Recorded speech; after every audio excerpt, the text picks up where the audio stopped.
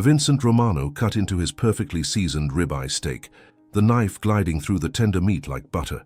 The exclusive Chicago steakhouse buzzed with the quiet conversations of the city's elite, crystal glasses clinking against imported china. Soft jazz music drifted from hidden speakers, mixing with the gentle murmur of important conversations about mergers, acquisitions, and deals that would reshape the city's landscape. At 42, Vincent commanded respect wherever he went. His tailored Italian suit, worth more than most people's monthly salary, his commanding presence that made waiters hover at a respectful distance, and the subtle nods from staff who knew exactly who he was and what he represented in this city. He paused mid-bite when movement in his peripheral vision caught his attention. A young woman with auburn hair was quietly gathering her things at a corner table, her movements careful and deliberate, like someone trying not to draw attention to themselves. She glanced nervously toward the entrance, then back at her untouched salad. The cheapest item on the menu at $28, a fortune for someone counting every penny. But it wasn't the woman who made Vincent set down his fork and forget about the perfectly prepared meal in front of him. It was the little girl beside her, maybe 6 years old, with wide blue eyes that hadn't left his plate since he'd started eating. The child's gaze was fixed on his food, with an intensity that made Vincent's chest tighten with unexpected emotion. He recognized that look. He'd worn it himself decades ago, growing up in the South Side projects before building his empire, when dinner meant whatever his mother could afford after working 3 jobs. Hey, if you're enjoying this story, make sure to subscribe to the channel and drop a comment below, letting me know where you're watching from. I love hearing from viewers all around the world. Hit that like button if you want to see how this unfolds, and don't forget to ring the notification bell so you never miss these dramatic stories. The woman, Sarah, he heard the waitress call her, was counting crumpled bills under the table, her face flushed with embarrassment as she realized their meal had cost more than she'd anticipated. She whispered something urgent to her daughter, who reluctantly looked away from Vincent's steak, her small hands folded in her lap, with the practiced stillness of a child who'd learned not to ask for things her mother couldn't provide. The little girl nodded solemnly, too mature for her age, understanding without being told that they needed to leave quickly and quietly. Vincent watched as Sarah left a $5 tip on their $30 bill, money she clearly couldn't afford to part with, but left anyway because she understood the dignity of service. She was doing everything quietly, hoping to slip out unnoticed, but Vincent noticed everything in his world. It was how he'd survived this long in a business where missing details could mean the difference between life and death. The restaurant's ambient lighting caught the worry lines around her eyes, the way she kept checking the time on an old watch that had seen better days. As they stood to leave, the little girl stumbled slightly, and Vincent saw what he'd missed before.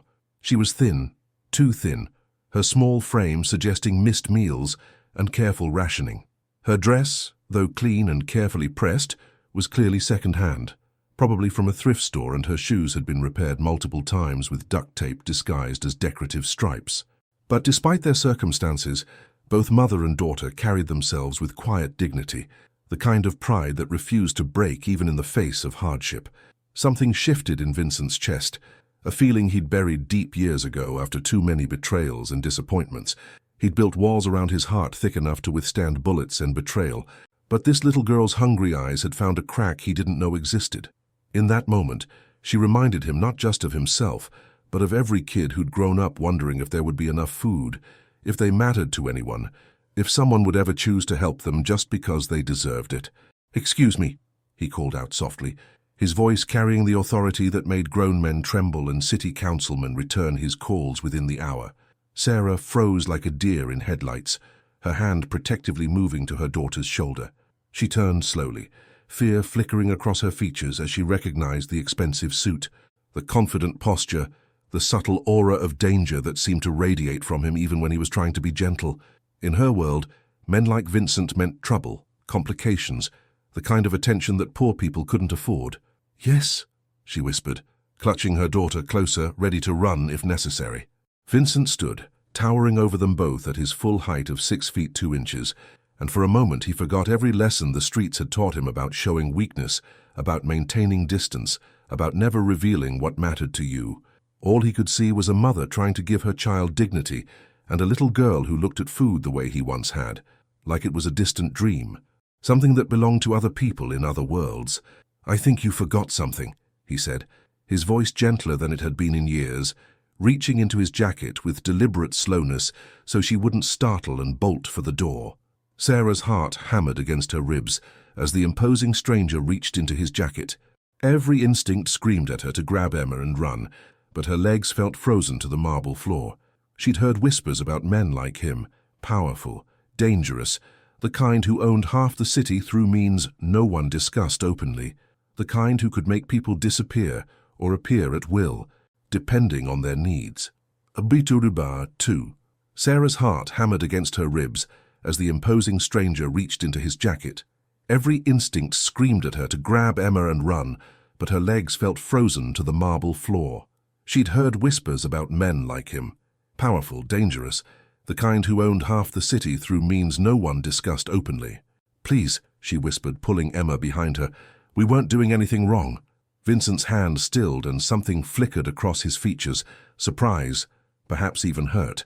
He slowly withdrew a leather wallet, moving with the deliberate care of someone who understood fear and didn't want to cause more of it. "You weren't doing anything wrong," he agreed quietly, "but you also weren't doing anything for yourself." He pulled out several crisp $100 bills, more money than Sarah had seen in months. "Your daughter was looking at my steak like she hadn't eaten in days." Sarah's cheeks burned with shame and anger. "We're fine. Emma, we need to go." But Emma, with the brutal honesty of a 6-year-old, looked up at the tall man and said, "Mommy, my tummy hurts because we only had crackers for lunch." The silence that followed was deafening. Sarah's face crumpled, caught between mortification and the crushing weight of her failures as a mother. She worked 2 jobs, cleaning office buildings at night and serving coffee during the day, but Chicago was expensive, and Emma needed so much more than Sarah could provide. Vincent knelt down, bringing himself to Emma's eye level. Up close, Sarah noticed his eyes weren't the cold steel she'd expected, but warm brown with flecks of gold. When he spoke to Emma, his voice was impossibly gentle. "What's your name, sweetheart?" "Emma Rose Mitchell," she replied solemnly. "I'm 6 3/4. That's a beautiful name. I'm Vincent." He glanced up at Sarah. "Would you ladies join me for dinner? I hate eating alone, and this table is far too big for one person." Sarah shook her head vehemently. "We can't accept charity." "It's not charity," Vincent said, standing slowly. "It's an invitation, and honestly, you'd be doing me a favor. I've been trying to remember what it feels like to have a real conversation, instead of people telling me what they think I want to hear." Emma tugged on Sarah's skirt. "Mommy, can we? I promise I'll use my good manners." Looking down at her daughter's hopeful face, Sarah felt her resolve crumbling.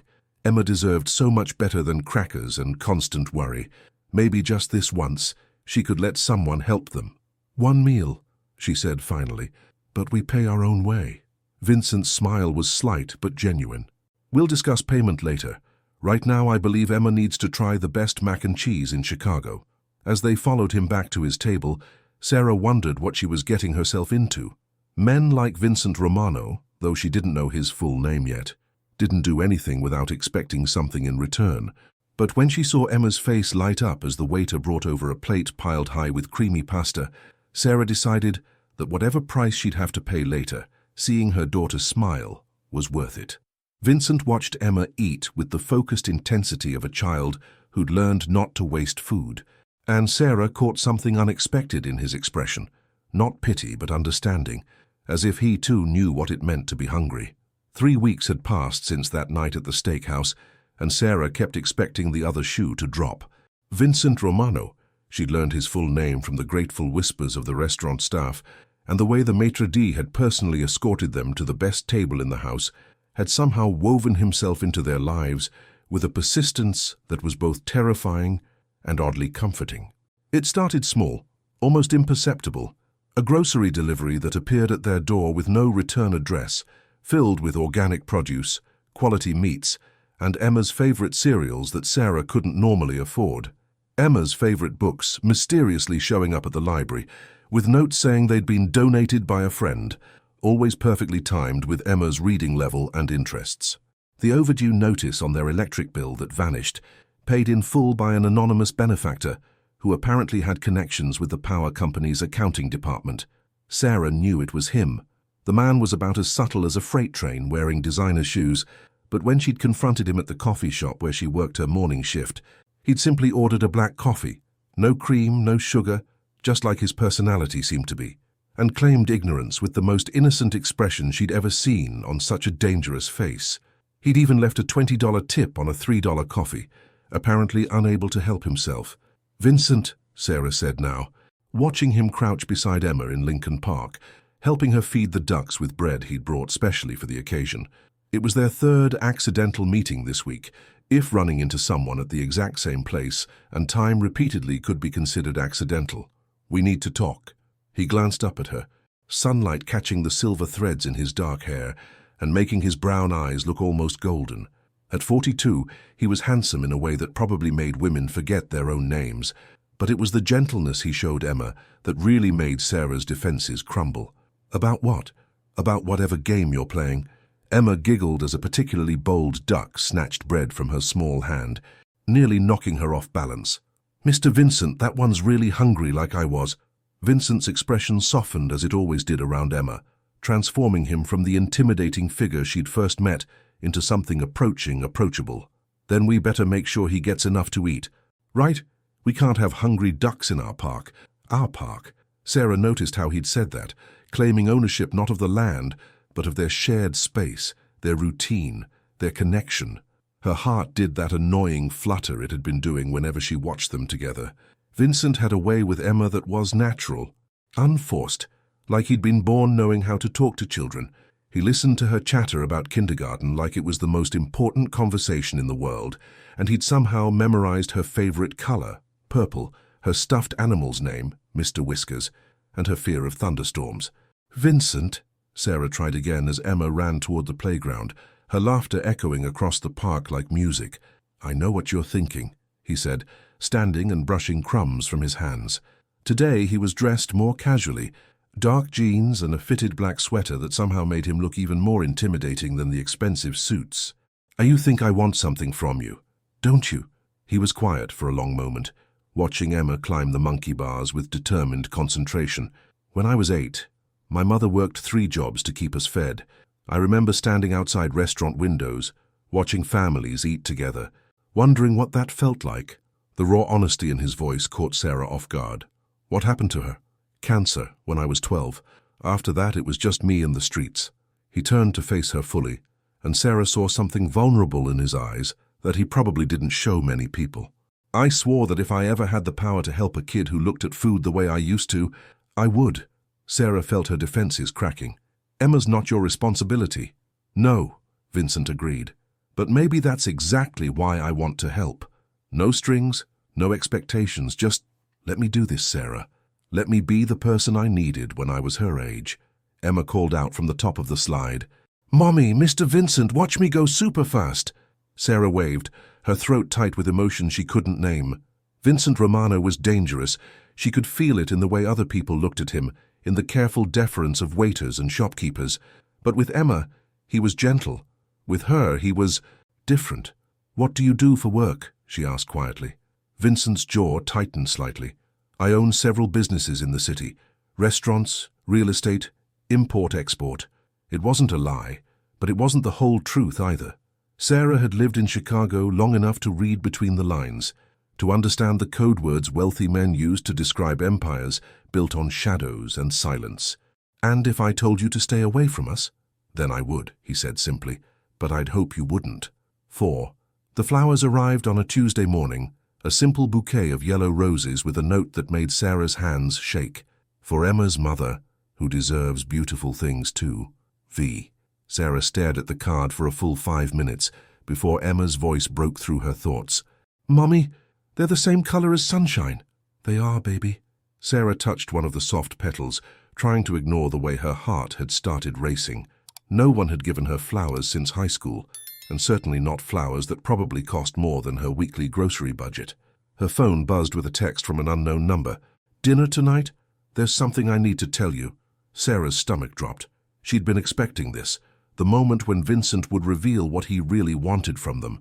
Men like him didn't give without taking, and she'd been foolish to think otherwise. She texted back, "Emma has school tomorrow. Can't be late. I'll have you home by 8, please, Sarah, it's important.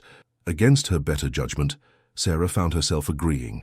Vincent picked them up in a sleek black sedan with tinted windows, and Emma bounced excitedly in her booster seat as they drove through the city. Where are we going? Mr. Vincent, Emma asked, pressing her nose to the window. Somewhere special, Vincent replied, glancing at Sarah in the rearview mirror. I want to show you and your mum something. The somewhere special turned out to be Vincent's penthouse apartment overlooking Lake Michigan. Sarah had expected opulence, but she wasn't prepared for the understated elegance. Warm wood, soft lighting, and walls lined with books. It felt more like a home than a showcase. Wow, Emma breathed, running to the floor-to-ceiling windows. We're so high up. Mommy, look at all the lights. Vincent moved to the kitchen with practiced ease, pulling ingredients from the refrigerator.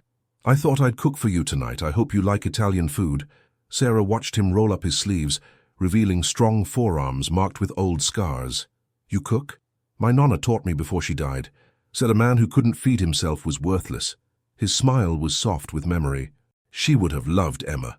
As Vincent prepared dinner, homemade pasta with a sauce that smelled like heaven, Emma explored the apartment with the fearless curiosity of a child.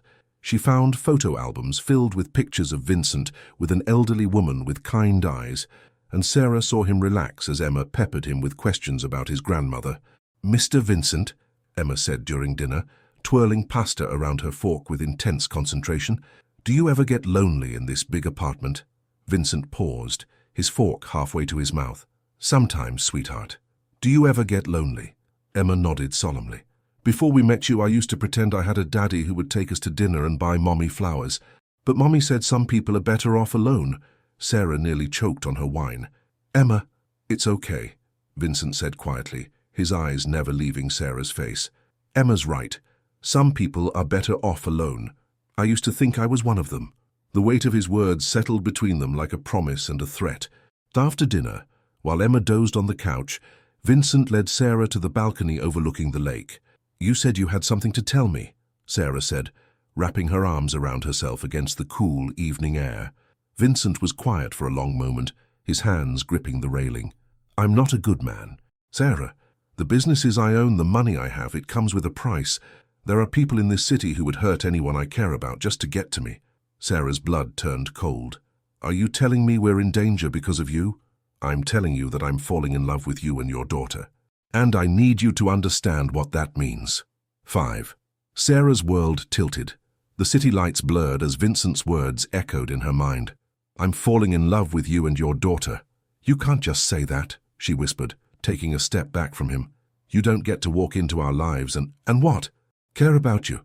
Vincent turned to face her, and in the moonlight his features looked carved from stone. Because that's what's happening, Sarah.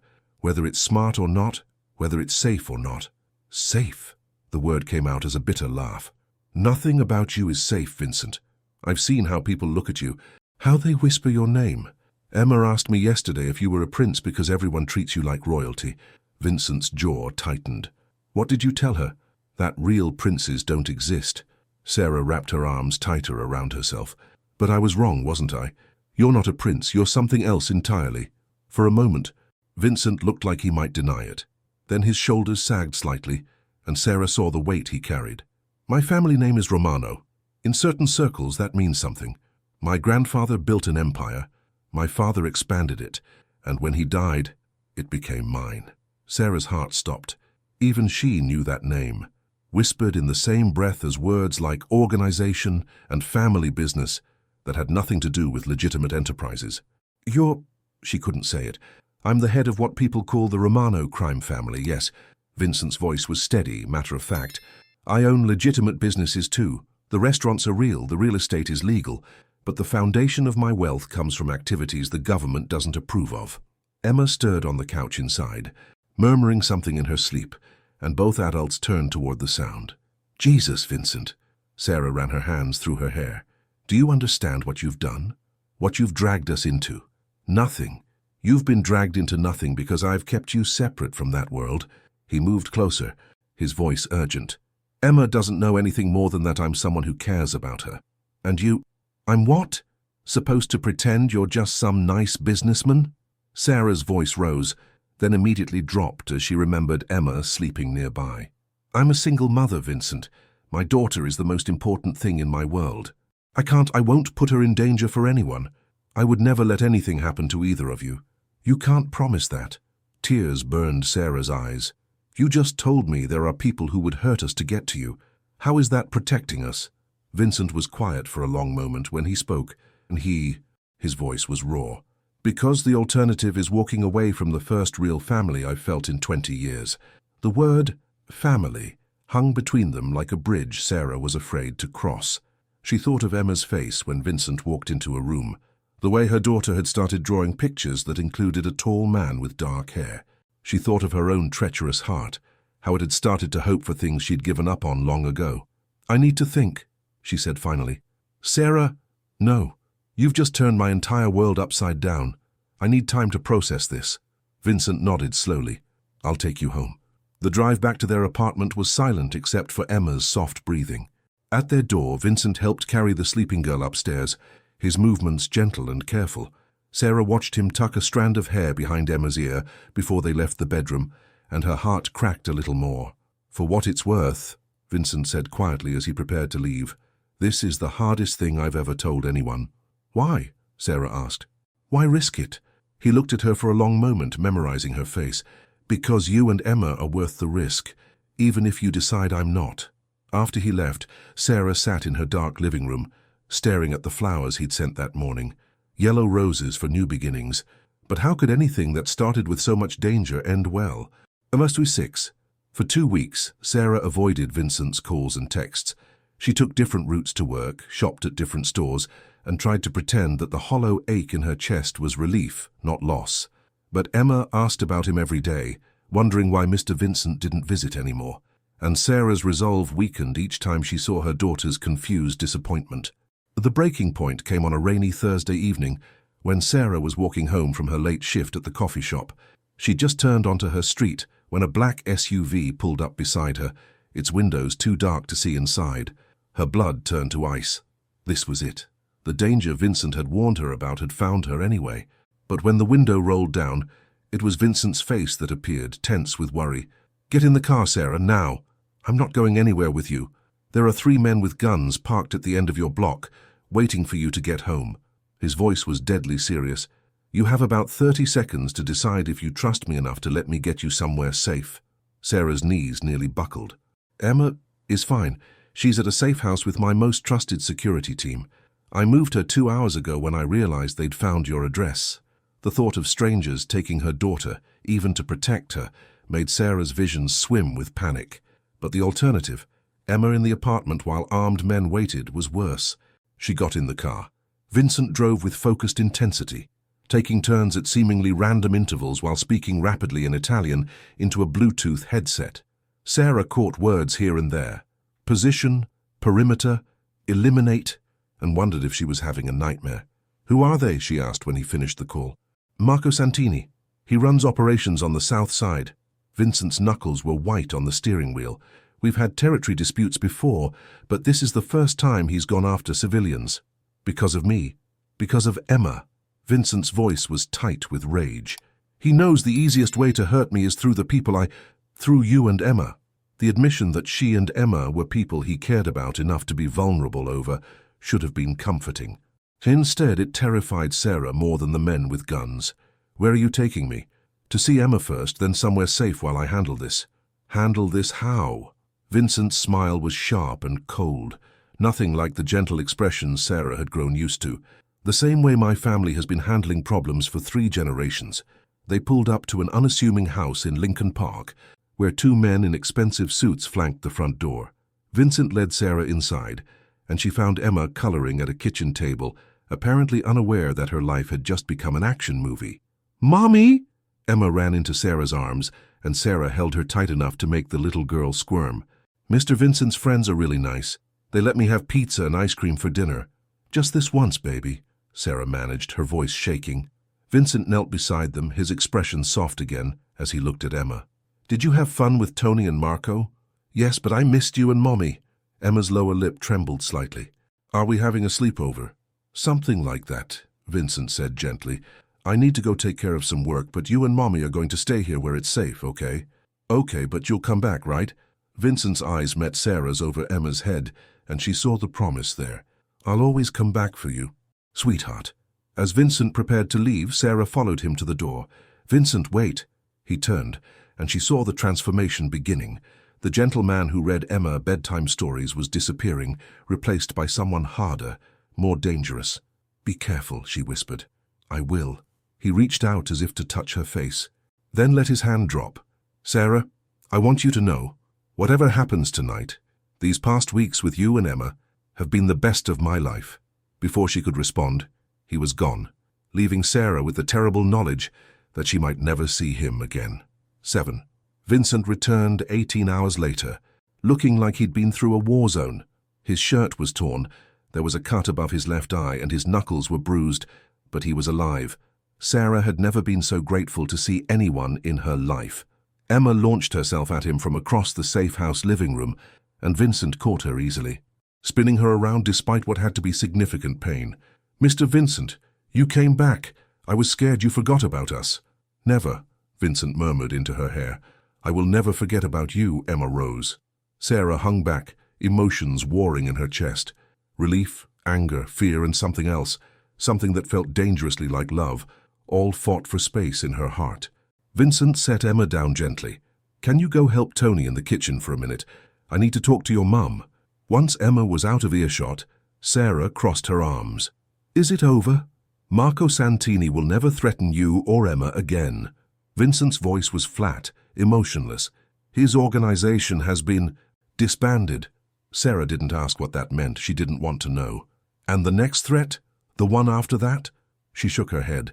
"This isn't sustainable, Vincent. I can't live like this, and I certainly can't raise Emma like this." "I know." Vincent sat heavily on the couch, suddenly looking older than his 42 years. "I've been thinking about that. A lot. And I've been in this life since I was 18. It's all I know, all I'm good at." He looked up at her, and Sarah saw something she'd never expected. Fear. Not of his enemies, but of losing her. "But I can't ask you to build a life with someone who brings danger to your door." Sarah's heart stopped. "What are you saying?" "I'm saying maybe you were right. Maybe some people are better off alone." The words hit Sarah like a physical blow.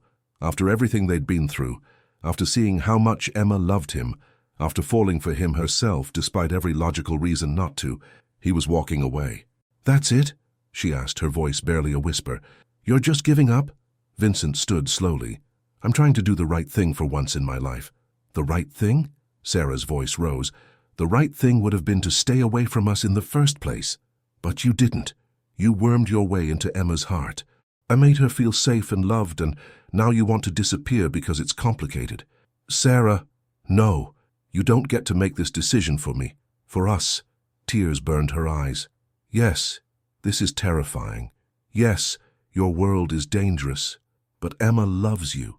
And I—" She stopped herself, but Vincent stepped closer. "You what?" "I love you," she whispered. "I love you, and I hate myself for it, but I do. And if you walk away now, you'll break both our hearts." Vincent cupped her face in his hands, his thumbs brushing away her tears. "I love you too, both of you, more than I thought I was capable of loving anyone." "Then fight for us," Sarah said fiercely. "Find a way to make this work. What if I can't? What if loving me gets you hurt? What if it doesn't? What if this is our chance at something real?" Vincent rested his forehead against hers. "I don't know how to be anything other than what I am." "Then don't. Be Vincent Romano, the man who taught Emma to ride a bike in the park. Be the man who makes me feel safe even when the world is falling apart. Be the man who chooses love over fear." From the kitchen came Emma's delighted laughter at something Tony had said, and both adults turned toward the sound. "She deserves a father who can give her a normal life," Vincent said quietly. "She deserves a father who loves her enough to try." 8. 3 months later, Sarah stood in Vincent's penthouse kitchen, watching him teach Emma how to make his grandmother's pasta sauce. Emma stood on a step stool, her small hands carefully stirring the pot, while Vincent guided her movements with infinite patience. "Not too fast, Principessa," he said softly. "The sauce needs time to get to know itself." "How does sauce get to know itself?" Emma giggled. "All the flavors have to become friends, like how you and I became friends, and then I became friends with your mama." Sarah smiled, warmth spreading through her chest. The past few months hadn't been easy. There had been long conversations about Vincent's business, careful negotiations about Emma's safety, and several tense meetings with Vincent's security team about protocols. But slowly, impossibly, they'd begun to build something that looked like a family. Vincent had been true to his word about keeping them separate from the dangerous parts of his world. Sarah never asked questions about his late-night phone calls or sudden trips out of town, and Vincent never brought that darkness home to them. Their life together existed in a carefully constructed bubble of normalcy. "Mommy, look, I'm cooking!" Emma beamed at Sarah over her shoulder. "I see that, baby. You're getting very good at it." Vincent's eyes met Sarah's over Emma's head, and the love there still took her breath away. He'd been softer since the night with Marco Santini, as if facing the possibility of losing them had stripped away some of his harder edges. "I have something to tell you both," Vincent said, lifting Emma down from the step-stool and washing her hands in the sink. Sarah tensed. In their world, announcements usually meant complications. "Tony's been teaching me chess," Emma announced before Vincent could continue. "He says I'm really smart." "You are really smart," Vincent agreed. "Which is why I think you'll understand what I want to ask your mama." He turned to Sarah, and she saw nervousness in his expression, an emotion she'd rarely seen from him. "Sarah, these past few months have been the best of my life. You and Emma have given me something I didn't know I was missing, a reason to come home. Have reason to be better than I was." Emma bounced on her toes. "Are you going to marry Mommy?" Vincent dropped to one knee, pulling a small velvet box from his pocket. Sarah's hands flew to her mouth as he opened it, revealing a simple, elegant diamond ring. "Emma Rose Mitchell," Vincent said solemnly. "Would it be okay with you if I married your mama and became your daddy for real?" Emma's eyes went wide. "Really? You want to be my daddy?" "More than anything in the world." Emma threw her arms around Vincent's neck. "Yes, yes, yes, yes. Can I call you daddy now?" Vincent's voice was thick with emotion. If you want to." "Daddy Vincent." Emma tested the words, then giggled. "I like it." Vincent stood slowly, Emma still in his arms, and looked at Sarah. "Sarah Mitchell, will you marry me? Will you let me love you and Emma for the rest of my life?" Sarah was crying, but she was also smiling. "Yes." As Vincent slipped the ring onto her finger, Emma clapped her hands. "This is the best day ever. Can we have cake?" "We can have whatever you want, Principessa," Vincent said, spinning Emma around before setting her down. Later that night, after Emma had fallen asleep between them on the couch during a movie, Sarah studied the ring on her finger. "Having second thoughts?" Vincent asked quietly. "No, but I want to know, are you sure this is what you want, really sure? Because once we do this, you're not just responsible for me, you're responsible for her too." Vincent looked down at Emma's peaceful face, her small hand curled against his chest. "I've never been more sure of anything. She'll expect you at school plays and soccer games and parent-teacher conferences. I'll be there. She'll want bedtime stories every night, and help with homework, and someone to scare away the monsters under her bed." Vincent's smile was soft. "I already do those things." "I know. That's why I said yes." Sarah leaned against his shoulder. "I love you, Vincent Romano." "I love you too, soon-to-be Mrs. Romano." 9. The wedding was small, just the three of them, Vincent's lawyer as witness, and a judge in his private chambers. Emma wore a white dress with a purple sash and carried a bouquet of yellow roses, officially becoming Emma Romano when the papers were signed. For 2 blissful weeks, they lived like any other newlywed family. Vincent taught Emma Italian phrases, Sarah learned to cook his favorite dishes, and Emma started calling Vincent Daddy, with the easy acceptance of a child who'd found exactly what she'd been wishing for. Sarah should have known it was too perfect to last. The first sign of trouble came on a Tuesday morning, when Vincent's security chief Marcus appeared at the penthouse with a grim expression and urgent news that required Vincent's immediate attention. Sarah watched her new husband's face transform as Marcus whispered in his ear, saw the gentle father disappear and the dangerous man emerge. "I have to go handle something," Vincent told her, already reaching for his jacket. "Keep Emma inside today. Don't answer the door for anyone but Marcus or Tony." "How long will you be gone?" "I don't know. A few hours, maybe longer." He kissed her forehead, then knelt to hug Emma goodbye. "Be good for Mama, okay, Principessa?" "I will, Daddy. Come home soon." "I will." But he didn't come home that evening, or the next morning. By the second night, Sarah was pacing the penthouse while Marcus fielded increasingly frantic phone calls in Italian. What's happening? Sarah demanded during a break in his conversations. Marcus was a man of few words, built like a brick wall with eyes that missed nothing. Situation's complicated, Mrs. Romano. Boss is handling it. Is he safe? Boss can take care of himself. That's not what I asked. Marcus studied her for a moment, then nodded slowly. He's safe, but there are complications with some business associates. Could take a few more days to resolve. Emma had been asking for Vincent constantly, and Sarah was running out of creative explanations for his absence. Business associates was code for something dangerous. She knew that much. On the third night, Sarah was reading Emma a bedtime story when her daughter looked up with serious eyes. "Mommy, is Daddy in trouble?" Sarah's heart clenched. "Why would you think that?" "Because Marcus keeps talking in that quiet, worried voice, like when Mrs. Peterson got sick, and you keep looking at your phone like you're waiting for bad news." The perception of children was both a blessing and a curse. Sarah set the book aside and smoothed Emma's hair. "Sometimes daddies have to handle grown-up problems, but he promised he'd come home to us, and Daddy always keeps his promises. Always. Always." That night, Sarah couldn't sleep. She stood at the floor-to-ceiling windows, staring out at the city lights and wondering where Vincent was. If he was hurt, if she was about to become a widow before she'd even gotten used to being a wife. Her phone buzzed at 2 a.m. with a text from an unknown number. "If you want to see your husband alive again, bring the girl to Millennium Park at midnight tomorrow. Come alone or he dies." Sarah's blood turned to ice. The phone slipped from her hands, clattering to the marble floor. Marcus appeared instantly, as if he'd been waiting for something like this. He read the message, cursed creatively in 3 languages, and immediately started making calls. "What does this mean?" Sarah asked, though she already knew. "It means someone has the boss and they want Emma as leverage." "Over my dead body." Marcus looked at her with something that might have been respect. "That's what I figured you'd say. Which is why we need to move fast. I've got a plan, but I need you to trust me." Sarah thought of Vincent. Somewhere in the darkness, possibly hurt, definitely in danger because he'd chosen to love them. "Tell me what we need to do." 10.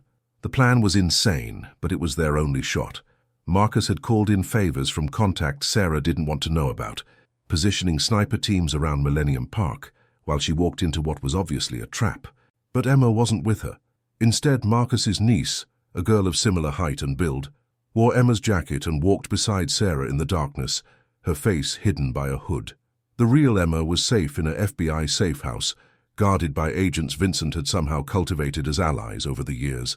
"Remember," Marcus's voice crackled through Sarah's earpiece, "as soon as you see the boss drop to the ground, my team will handle the rest."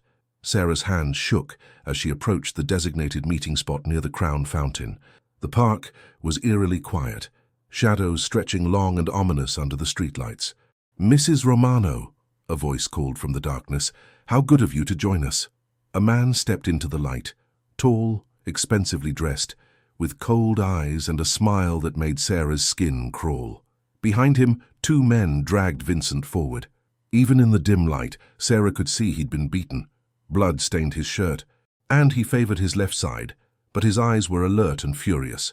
"Let him go," Sarah said, proud that her voice didn't shake. "Where's the child?" the man asked. This had to be Marco Santini's replacement, someone else who thought hurting Vincent's family was good business. "Right here," Sarah said, pulling the hooded girl closer. "Vincent Romano," the man said conversationally, as if they were discussing the weather. "The great Mafia prince, brought down by a woman and child. Your grandfather would be ashamed." "My grandfather would gut you for laying hands on my family," Vincent replied, his voice deadly calm despite his injuries. "Your family?" the man laughed. "This common little waitress and her bastard child?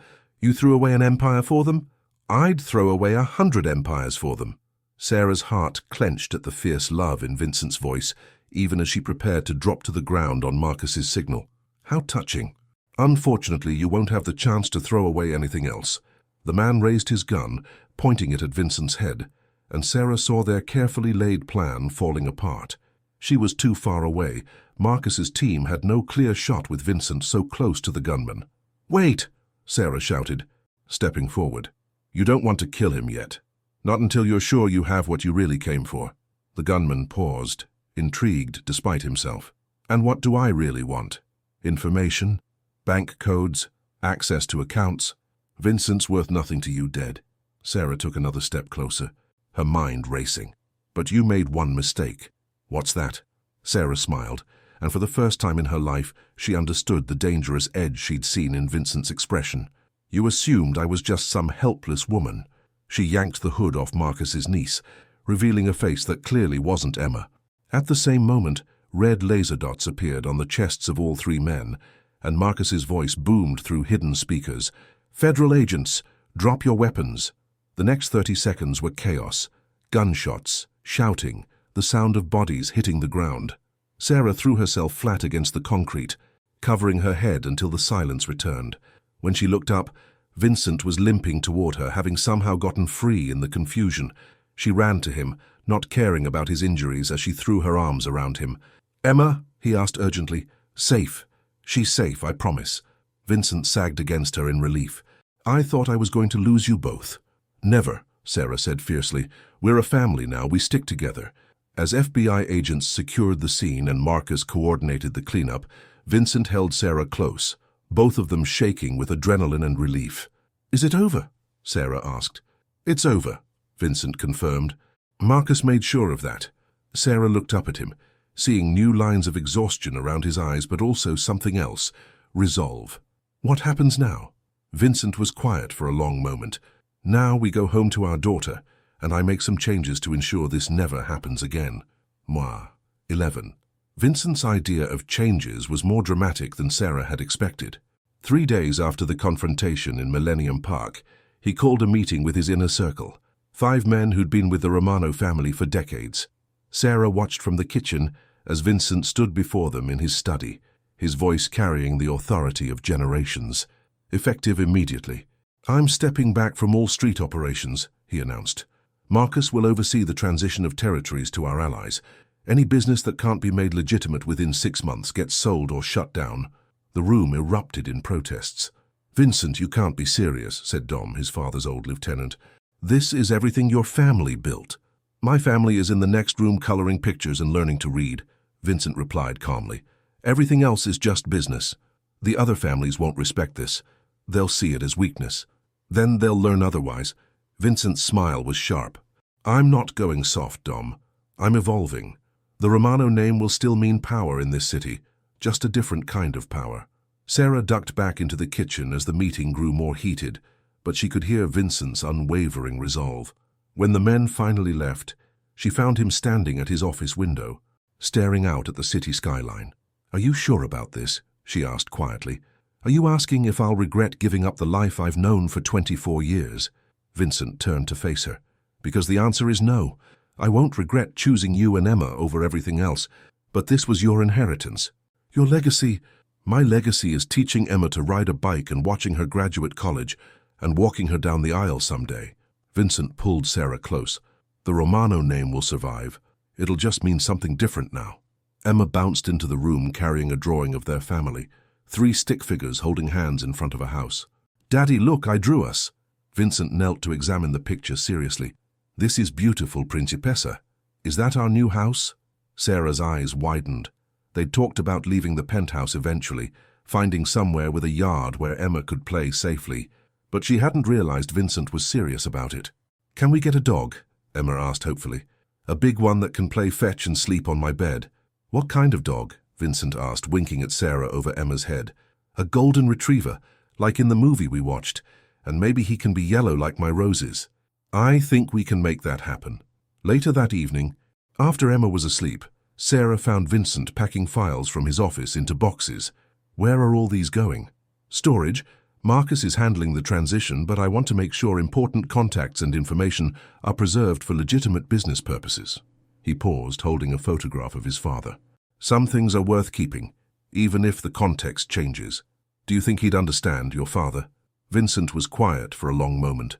"My father married for duty, had affairs for passion, and loved his family from a distance because he thought it kept us safe.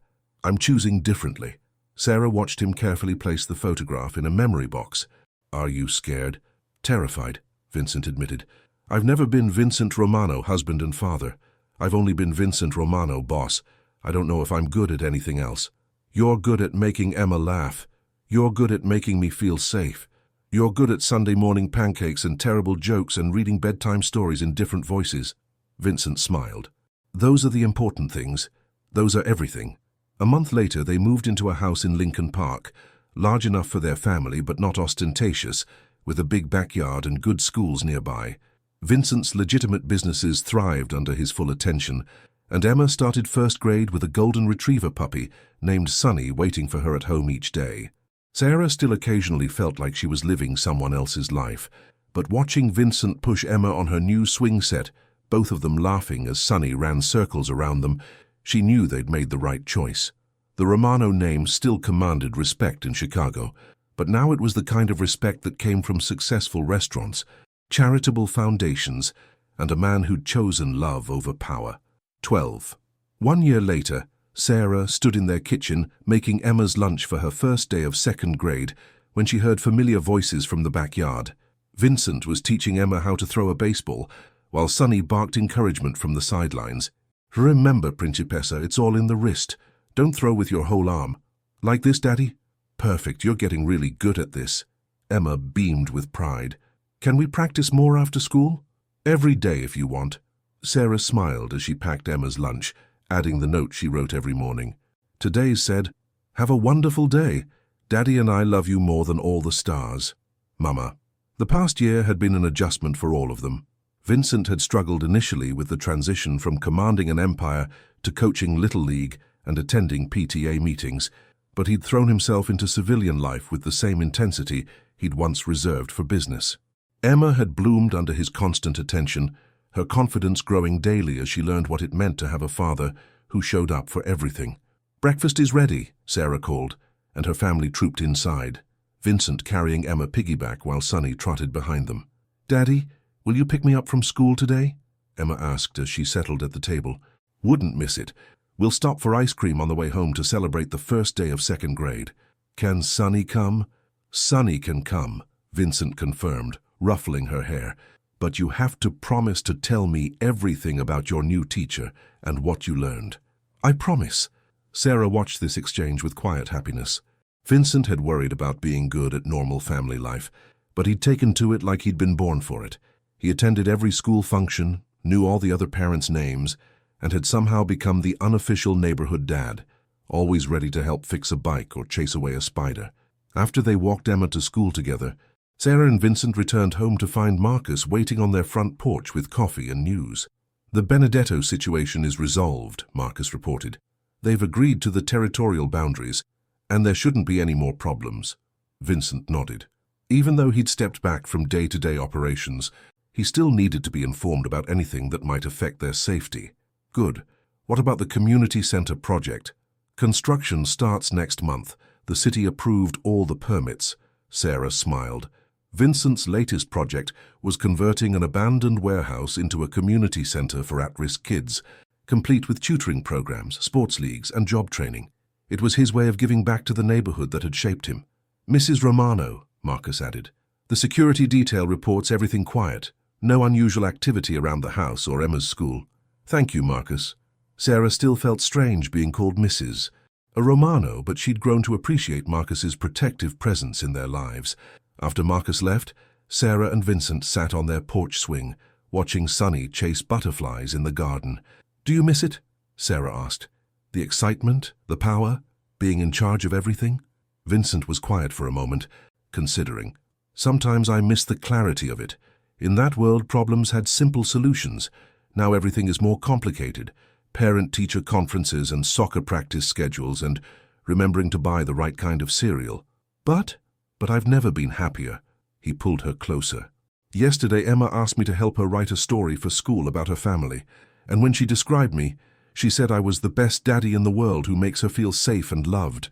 That's worth more than any empire." Sarah's eyes filled with tears. "She's right, you know. You are the best daddy in the world." "I'm still learning." "We're all still learning." That evening, after Emma had fallen asleep between them during family movie night, Vincent carried her to her own bed, while Sarah turned off the lights. They stood in Emma's doorway for a moment, watching their daughter sleep peacefully with Sunny curled at the foot of her bed. "Thank you," Vincent whispered. "For what?" "For seeing something worth saving in a broken man. for giving me a chance to be better than I was. Sarah took his hand. Thank you for proving that fairy tales can come true, even for poor single mothers and little girls who wish for daddies. As they headed to their own bedroom, Sarah thought about the journey that had brought them here. From that first night in the restaurant when a dangerous man saw a hungry child and chose compassion over indifference. Vincent had given up an empire to build a family, and in return, he'd gained something infinitely more valuable. A love that transformed him from a feared boss into a devoted husband and father. Some people said fairy tales weren't real, but Sarah knew better. Sometimes they just came disguised as mafia bosses who fell in love with single mothers and learned that the greatest power of all was the courage to choose love over everything else. Sometimes they came wrapped in expensive suits and dangerous reputations, hiding hearts that had been waiting decades to find their purpose. And sometimes, if you were very lucky, they came with strong arms to carry sleepy little girls to bed and gentle voices to read bedtime stories about princesses who didn't need rescuing because they were strong enough to rescue themselves. In the quiet of their suburban home, with Emma's soft breathing and Sunny's contented sighs filling the darkness, Sarah understood that this was what happiness looked like. Not perfect, not without challenges, but real and lasting and worth fighting for.